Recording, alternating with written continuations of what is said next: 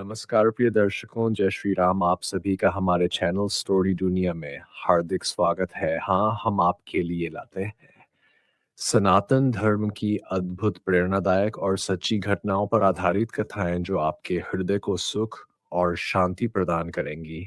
आज की कथा आरंभ करने से पहले एक विनम्र निवेदन है। श्रीमद् भगवद गीता और पुराणों में कहा गया है कि अधूरी छोड़ी गई कथा दुख और पाप का कारण बनती है। इसलिए कृपया आस्था को अंत तक अवश्य सुने। यदि आप अपनी मान से सच्चा प्रेम करते हैं तो इस वीडियो को लाइक करें, हमारे चैनल को सब्सक्राइब करें और कमेंट में मान लिखकर अपना समर्थन दिखाएं। तो चलिए बिना किसी देरी के आरंभ करते हैं।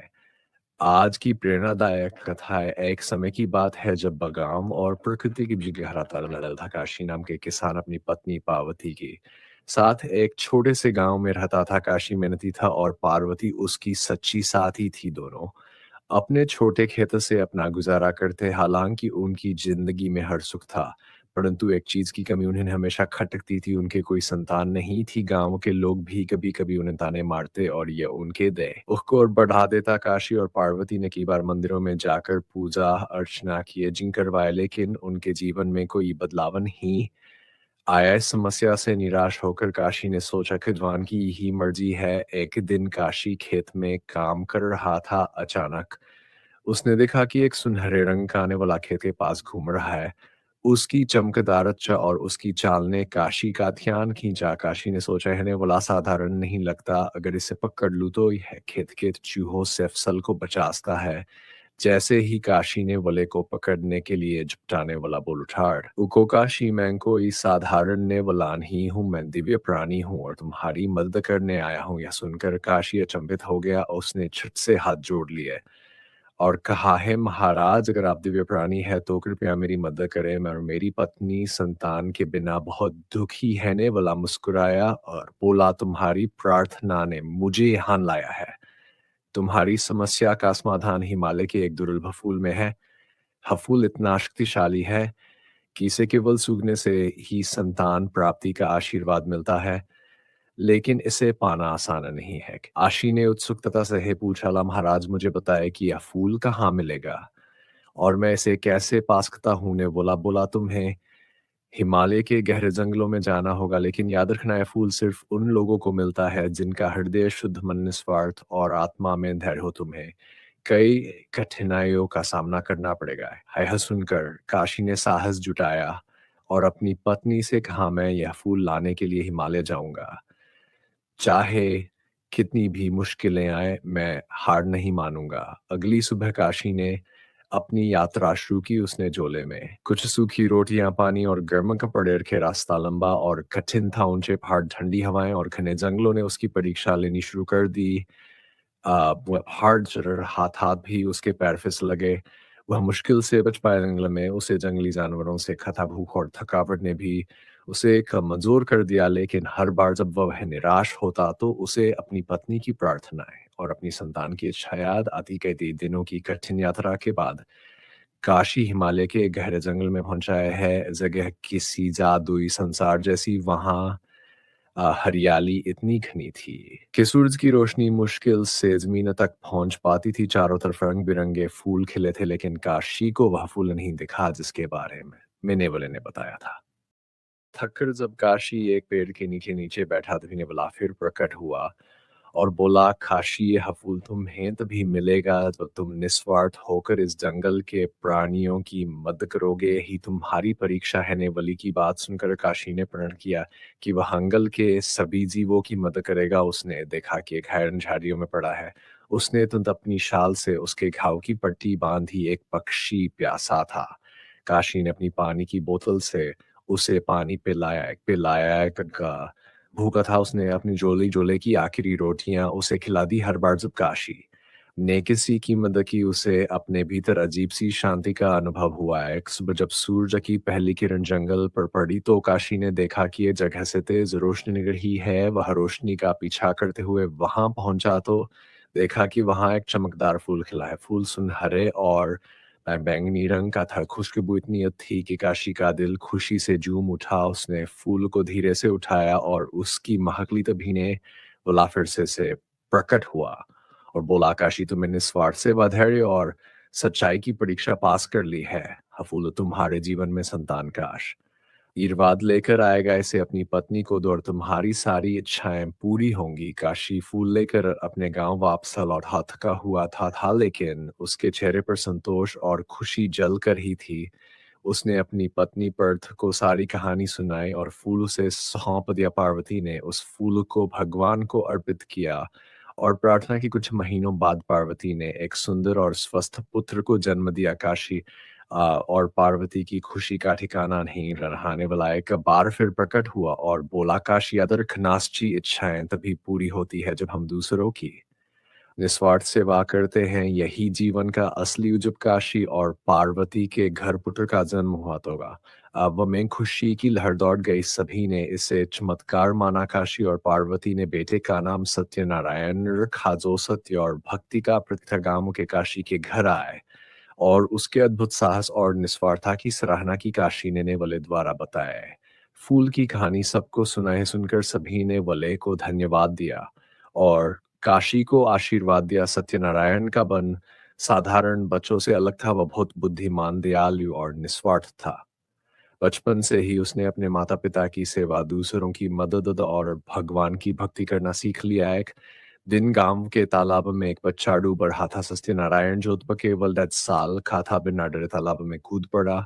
उस बच्चे को बचा लिया। गांव के लोग उसकी साहसिक की प्रशंसा करने लगे। कुछ वर्षों बाद जब सत्यनारायण युवा हो गया ने बुलाया, एक बार फिर प्रकट हुआ। इस बार और भीतर चमक के साथ आया। उसने काशी और पार्वती को बधाई दी और सत्यनारायण की प्रशंसा की। ने बोला, काशी तुम्हारा पुत्र ना केवल तुम्हारे पे लिए बाबा, बल्कि पूरे गांव और समाज के लिए वरदान सा होगा। वह लोगों की सेवा करेगा और सत्य के मार्ग पर चलेगा। है वन गुण है जो तुम्हारे निस्वार्थ कार्यों के परिणाम स्वरूप उसे प्राप्त हुए है।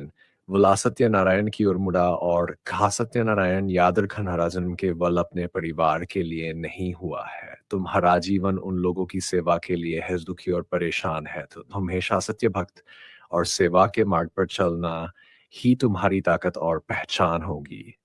सत्यनारायण ने वले के पैर छूकर वादा किया कि वह हमेशा इन मूल्यों का पालन करेगा। सत्यनारायण बड़ा होकर गांव के लिए एक महान नेता और मार्गदर्शक बन गया। उसने गरीबों की मदद की, खेती की नई तकनीकें सिखाई और गांव में शिक्षा का प्रसार किया। उसने कहा, एक विद्यालय बनवाया जहां सभी बच्चों को निःशुल्क पढ़ा करने का मौका मिला। उसने जल संकट को दूर करने के लिए एक बड़ा तालाब खुदवाया, जिससे गांव में पानी की समस्या हल होगी। सेवा के लिए उसने एक छोटा सा औषधालय भी बनवाया। गांव वाले सत्यनारायण को देवता की तरह मानने लगे। उन्होंने महसूस किया कि काशी और पार्वती का बलिदान और नेवले का आशीर्वाद उनके पूरे गांव के लिए वरदान साबित हुआ। एक दिन नेवला आखिर आखिरी प्रकट हुआ और सत्यनारायण को आशीर्वाद देते हुए, अब मेरा काम यहाँ पूरा हो गया है। हैगाम अब तुम्हारे मार्गदर्शन में खुशहाल रहेगा। मैं तुम्हें यह आशीर्वाद देता हूँ,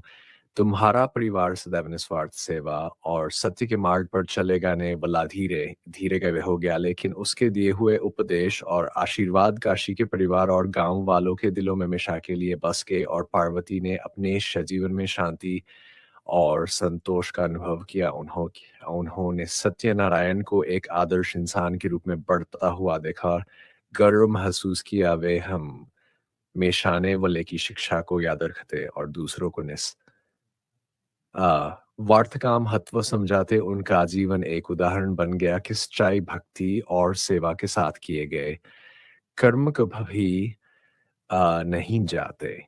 सत्यनारायण अपने अपने माता पिता और निवले के आशीर्वाद के साथ न केवल अपने गांव का नेतृत्व कर रहा था, बल्कि उसने सत्य और धर्म की गहराइयों को समझने का निर्णय किया। उसने अपने जीवन को और अर्थपूर्ण बनाने के लिए एक लंबी तीर्थ यात्रा पर जाने का निश्चय किया है।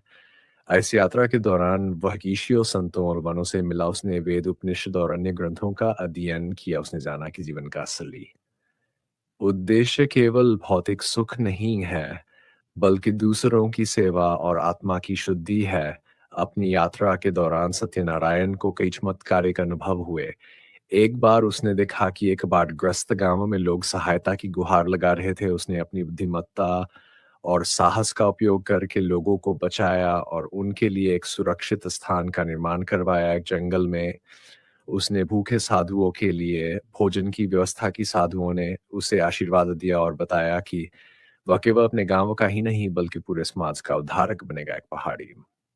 मंदिर में उसने समाधि ली और महसूस किया कि नेवले द्वारा दिया गया आशीर्वाद केवल उसकी मदद के लिए नहीं था बल्कि उसके जीवन को धर्म और सेवा के लिए समर्पित करने का संकेत था। सत्यनारायण की तीर्थ यात्रा के दौरान गांव में एक बड़ा संकट आया। गांव के पास के जंगल में डाकू का एक गिरोह बस गया था। यह डाकू गांवों के लोगों को लूटते और डराते थे। लोग हेमन जीने लगे। काशी और पार्वती भी चिंतित थे, लेकिन उन्हें विश्वास था कि सत्यनारायण इस समस्या का हल जरूर निकालेगा। जब सत्यनारायण तीर्थ यात्रा से लौटा तो उसने गांवों की स्थिति देखी। उसने तुरंत गांवों के सभी लोगों को एकत्र किया और उन्हें साहस और एकता का महत्व समझाया। उसने गांव के लोगों को डाकुओं से लड़ने के लिए संगठित किया। नारायण की नेतृत्व क्षमता और दृढ़ संकल्प से गांव के लोग डाकुओं को हराने में सफल रहे। डाकुओं को हराने के बाद सत्यनारायण की ख्याति दूर दूर तक फैल गई।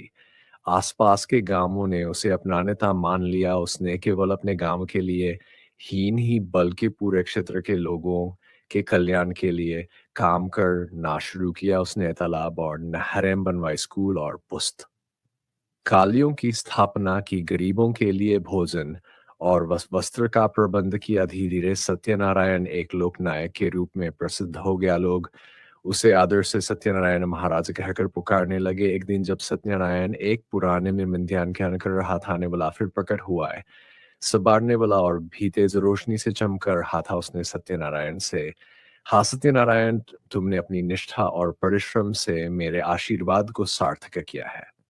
अब समय आ गया है कि तुम इस आशीर्वाद को पूरी मानवता के कल्याण में लगाओ। ने वले ने उसे एक और वरदान दिया, तुम्हारा नाम और काम सदियों तक याद किया जाएगा।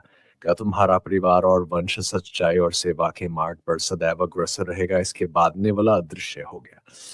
सत्यनारायण ने अपने जीवन के शेष वर्ष शिक्षा, सेवा और धर्म के प्रचार में बिताए। उसने सभी को यह सिखाया कि खुशी दूसरों की मदद करने और सत्य के मार्ग पर चलने में है। उसकी मृत्यु के बाद गांव के लोगों ने उसकी स्मृति में एक बड़ा मंदिर बनवाया। उस मंदिर में सत्यनारायण के साथ साथ नेवली की भी मूर्ति स्थापित की गई। यह कहानी हमें सिखाती है कि सच्चे हृदय से की गई प्रार्थनाएं और निस्वार्थ सेवा कभी व्यर्थ नहीं जाती। जीवन में कठिनाइयां हमें हमें बेहतर इंसान बनाने के लिए आती है। सेवा, सत्य और धैर्य के मार्ग पर चलकर हम ना केवल अपने जीवन को बल्कि दूसरों के जीवन को भी बदल सकते हैं। एक छोटी सी कृपा और आशीर्वाद पूरे समाज में परिवर्तन ला सकता है। अंतस्थ रहने वाले के आशीर्वाद और सत्यनारायण के प्रयासों से ना के काशी का परिवार बल्कि पूरा क्षेत्र सुखी और समृद्धि हुआ है। कहानी पीढ़ी दर पीढ़ी सुनाई जाती रही ताकि लोग सेवा, सत्य और निस्वार्थ का महत्व समझ सके। प्यारे भक्तों, हमें आशा है कि यह कथा आपके जीवन में सकारात्मक बदलाव लेकर आई होगी। कृपया इसे लाइक करें और दूसरों तक पहुंचाने के लिए इसे शेयर करें। अपने श्रद्धा भाव को कमेंट सेक्शन में जय श्री कृष्णा लिखकर प्रकट करें। इस कथा को अंत तक देखने के लिए आपका दिल से धन्यवाद। जय श्री राम।